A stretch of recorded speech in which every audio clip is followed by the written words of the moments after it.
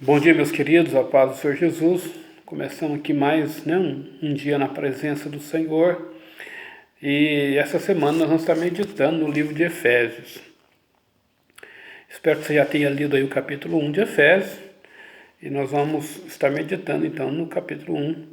Vamos ler especificamente o versículo 4, que ele fala assim: porque Deus nos escolheu nele antes da criação do mundo, para sermos santos e irrepreensíveis em sua presença. O que eu quero que você entenda aqui nessa manhã? Você que quer viver o reino de Deus na terra. Que não tem como você viver o reino de Deus da sua forma, da sua maneira. O reino de Deus, ele, assim como qualquer reino natural, ele tem benefícios, por assim dizer, mas ele tem também compromissos a se ter, Aquela famosa, você tem os seus direitos, você tem os seus deveres. Efésios aqui fala de algo que nós precisamos entender enquanto cristãos, que é a necessidade da santificação, a necessidade da santidade. Quem vive no reino tem que ter uma vida separada, uma vida santa. Lá na carta de 1 João mesmo, no finalzinho, ele fala que aquele que é nascido de Deus não vive na prática do pecado. Então muitas pessoas às vezes querem viver no reino, mas com uma vida desregrada, uma vida totalmente fora da palavra, sem compromisso com os princípios do reino. Querido, infelizmente, isso não é possível. Não tem como você estar no reino, viver o reino e viver o mundo. A Bíblia fala que é impossível você amar a Deus e amar o mundo. Eu sei que muitas coisas hoje, no mundo, atraem a nossa carne, mas nós devemos rejeitar essas coisas, Devemos lançar fora essas coisas que atraem a nossa carne. Então, nessa manhã, eu quero que você entenda isso. Eu quero que você compreenda isso. Há um desafio para mim e para você que queremos viver o reino de Deus na terra, que é o desafio da santidade. O que é ser santo? Às vezes a gente pensa que ser santo é ser perfeito, é não errar nunca.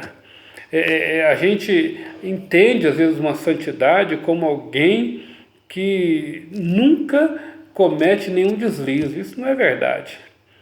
Se ser santo fosse não errar nunca, seria uma maravilha, mas por outro lado anularia o poder do sangue de Jesus, a obra expiatória da cruz do Calvário. Por isso que a Bíblia fala para mim e para você que nós devemos buscar essa santificação. Em algumas passagens, inclusive, a Bíblia diz: olha, sede santo porque o vosso Pai é santo, Então a Bíblia fala: busque ser santo assim como o Pai de vocês, que é Deus, é santo. Então eu e você precisamos entender essa realidade. E aqui mesmo no livro de Efésios, um pouco mais para baixo, no versículo 7, olha o que a Bíblia diz: nele temos a redenção por meio do seu sangue, o perdão dos pecados, de acordo com a riqueza ou com as riquezas da graça de Deus. Então ser santo, na verdade, é depender da graça de Deus. Ser santo começa com uma decisão do homem.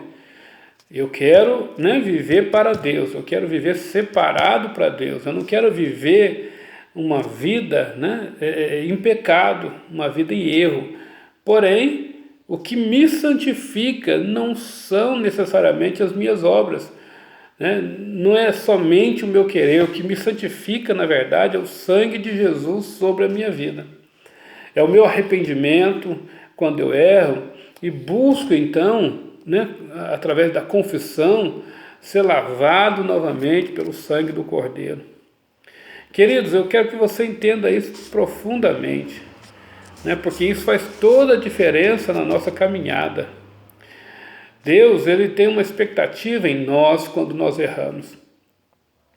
Se você for estudar a Bíblia, por exemplo, pegar lá no capítulo 1 de Gênesis 2 e 3, desde a criação do mundo e da criação do homem especificamente, Deus criou o homem, Deus o colocou no jardim, Deus deu o poder de escolha para o homem escolheu erroneamente, o homem pecou, e Deus, conhecedor de todas as coisas, sabia que o homem havia pecado, sabia que o homem havia errado, mas da mesma forma e da mesma maneira, na viração do dia, Deus estava ali, para quê? Para ter relacionamento com o homem. Quem não estava no lugar do encontro era o homem.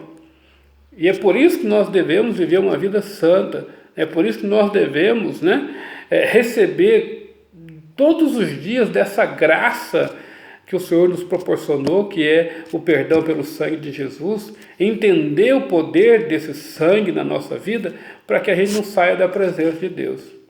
Então Deus, Ele sempre veio ao nosso encontro, independente das nossas condições. O que impede às vezes o nosso encontro, o que nos separa, o que nos exclui, é justamente os pecados. Mas Jesus veio e morreu para ser a solução para isso. Então hoje você não deve viver deliberadamente no pecado. Mas se pecar, se errar, a Bíblia diz que você tem um advogado, Jesus Cristo, o Santo, para que Ele possa julgar as suas causas. Deus, quando olha para mim e para você, Ele não olha-nos na condição de pecadores, mas Ele nos olha na condição de homens e mulheres lavados e remidos pelo seu sangue.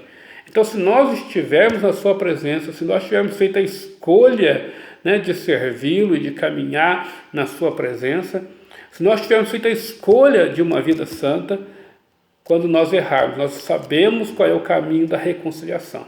E o caminho da reconciliação é ir até Cristo, é confessar os nossos pecados, é nos arrependermos, é decidirmos voltar a fazer aquilo que Ele agrada.